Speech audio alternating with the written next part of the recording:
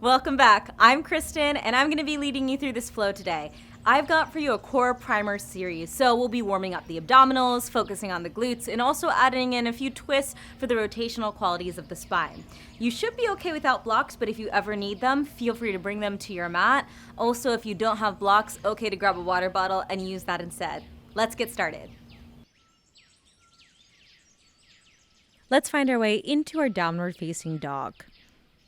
Good, so hands are down, feet are down, and we'll lift our butts up to the sky. I'll ask you to modify your down dog just a little bit here for the next thing that we do. So walk your feet about 2 to 6 inches closer to your hands than they are now. Great. From here, put a lot of pressure and energy into that right hand. Take your left hand to the outside of your right leg. So could be on your thigh, could be on the outside of your shin. You could be reaching to the outside of your right ankle, just not on the kneecap. Nice. So feels like a thread the needle sort of action here. Good. As you press down into the right hand, can you take your gaze underneath your right armpit? So it should feel like a nice shoulder stretch, a little bit of a twist here. On your inhale, roll yourself forward to a 3-point high plank. So the left hand will reach forward towards the top of your space. Take a big breath in. Exhale, lower the left hand back down. You're in a high plank pose. Go ahead, shift the weight forward into your fingerprints and toe tips. Bend your elbows, lower your belly all the way down to the ground. Nice. From here, press into your palms and straighten your elbows, coming into a straight arm cobra. Great. Bend your right knee in half for a hamstring curl. So you want to think heel towards your butt, right toes pointing up towards the sky. Then to fire up the core, tuck your left toes, float your left knee an inch off of the mat, and on your exhale, you'll round your right knee to your nose. Good. Hold this for 3. Yeah, lift up a little bit higher for 2. I know, and step your foot forward on 1. Great. Pressing down into both of your feet. On your inhale, we'll rise up to a high lunge. Good. So think here, biceps are by the ears, inner thighs are hugging against one another. And again, we're going for squareness in the hips. So guiding the right hip back as you encourage the left hip forward. There can be a micro bend in the back left knee if need be. But eventually, I'd like you to encourage that left leg to be straight and strong, so lifting up the left quad, kicking back through the left heel. Go ahead, take one more big breath in here. And on your exhale, circle the left hand down to the ground, reach your right fingertips up towards the sky. You're coming into low lunge twist. Nice. So this flow is all about engaging the core, priming it for some more advanced postures that we'll do a little bit later on.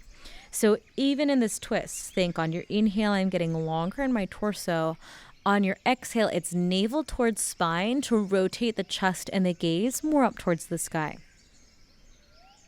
Really nice. And then this top right arm, we'll draw some big circles with it, kind of like you're in softball and you're about to do an underhanded pitch. So think right hand goes from the back of the space towards the front of the space.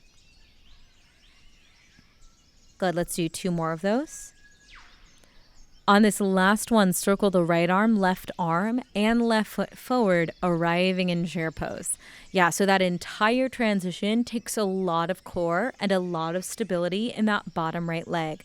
So thinking here in chair, I want to arrive with a strong abdominal, drawing the navel back towards the spine, finding this knitting of the bottom 2 ribs closer towards one another. And that'll also help take this posture out of the lower back and just settle it a little bit more firmly in the glutes and the hamstrings. Go ahead, take one more big breath in here. Settle in on your exhale. Great. So this transition, all about balance. On your inhale, float up onto the balls of your feet. So you're still in chair, just heels are up, so a little bit more precarious. Keep hugging the inner thighs together. Keep wrapping the outer glutes against one another. And think navel in as chest lifts up. Really nice. We're going to take 5 super slow counts to lower our butt all the way down to the ground. Lower down for 5. Lower down for 4. Ooh, yep. Should feel a little shake here. Lower down for 3. Good for 2. And softly land on 1. Great. We'll move into Navasana boat pose. So let's all start with our hands behind the backside of our thighs.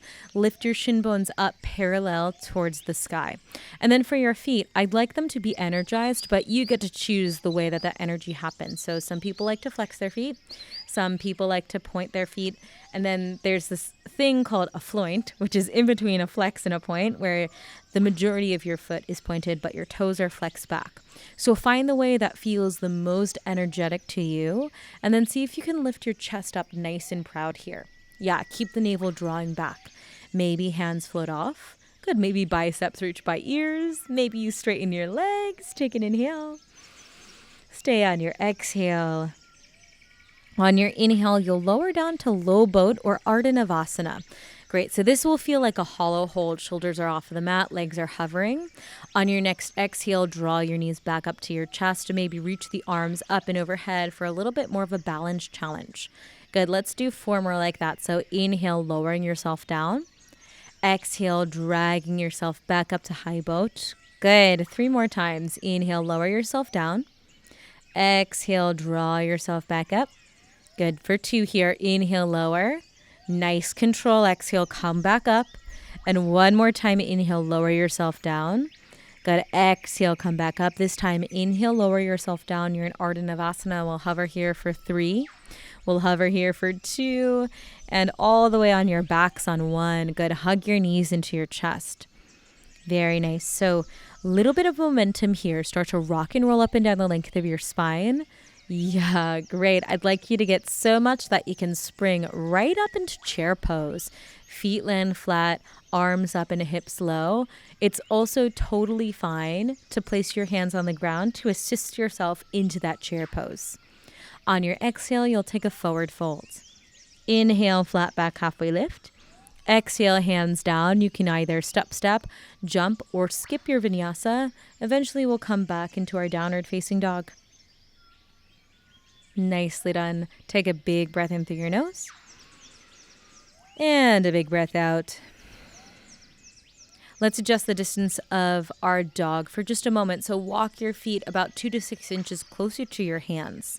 This time we'll keep the weight and the energy in the left hand and take our right hand, thread it underneath our left arm to the outside of our left leg. So again, you can hold onto your ankle, you can hold somewhere on your shin, somewhere on the outer thigh, just not on your kneecap there so that we're not pulling that kneecap out of alignment.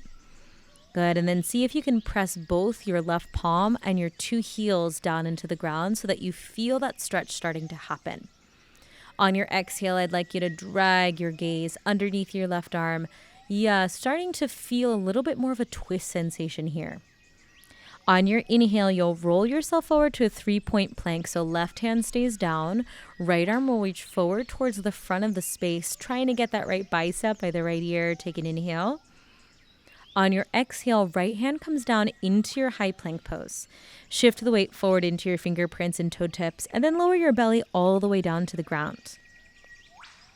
On your inhale, we'll press ourselves up into the straight arm cobra. And then exhale, bend your left knee in half, come into that hamstring curl. So again, using the energy of the hamstring to bend the knee, try to get your left heel pretty close to your butt. You'll tuck your right toes, lift your right knee off of the mat on the inhale, and then exhale, round your left knee into your nose. Feel that really like a crunch. You're holding it for 3. Good. Hold it for 2. And 1. Step the foot all the way forward.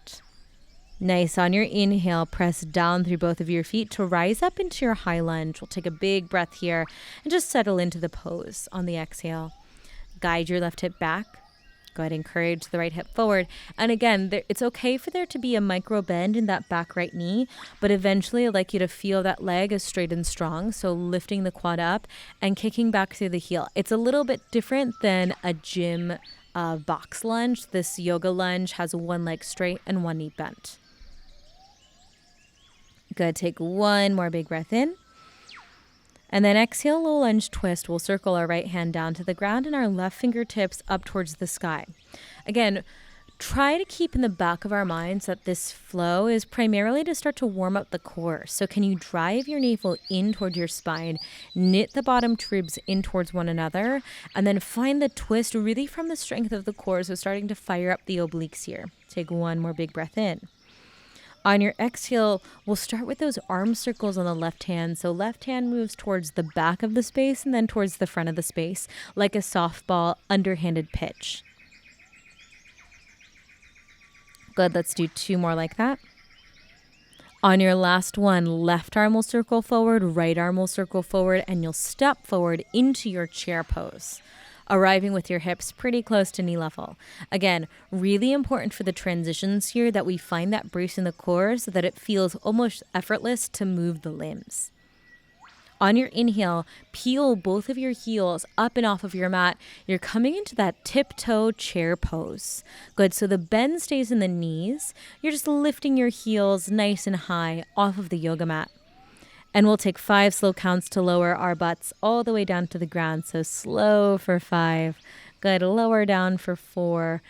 3, you're halfway there. Good for 2. And you're down on the ground on 1, arriving in your Navasana boat pose.